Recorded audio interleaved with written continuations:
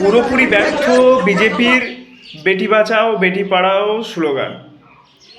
নরেন্দ্র মোদী তার ক্ষমতাসীন অবস্থায় বেটি বাঁচাও বেটি পড়াও স্লোগান দিয়ে ভারতবর্ষের মানুষকে এপ্রিল ফুল করে চলেছে। গত কয়েকদিন আগে মহারাষ্ট্রে একজন মহিলাকে ডাইনি সন্দেহে তাকে গাছে বেঁধে পিটিয়ে হত্যা করল বিজেপির যুবা মোর্চার সদস্যরা, অথচ নরেন্দ্র মোদী এবং মহারাষ্ট্রের সরকার পুরোপুরি চুপ। তারা এখন ব্যস্ত বাংলা দখলের লক্ষ্যে, বাংলার মানুষের অধিকারকে বঞ্চিত করে, বাংলার মানুষের মতামতকে উপেক্ষা করে কিভাবে এই বাংলায় বিজেপির ক্ষমতা কায়েম করতে পারা যায়, তারা সেই ব্যবস্থা এবং সেই চিন্তা নিয়ে ব্যস্ত।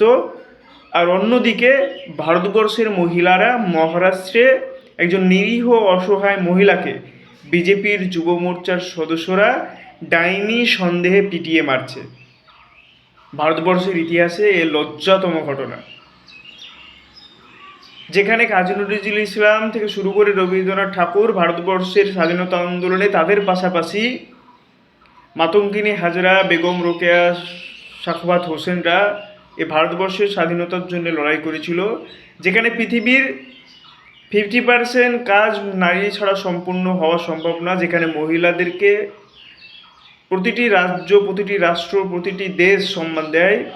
অথচ সেই ভারতবর্ষে, যে ভারতবর্ষ সর্বধর্ম সমন্বয়ে ভারতবর্ষ, যে ভারতবর্ষে হিন্দু, মুসলিম, শিখ, ইসাই, নারী, পুরুষ সবাই একসঙ্গে উভয় মিলেমিশে থাকে, সেই ভারতবর্ষে আজ মহারাষ্ট্রের বুকে মহিলাদের বাকস্বাধীনতা বলে কিচ্ছু নেই।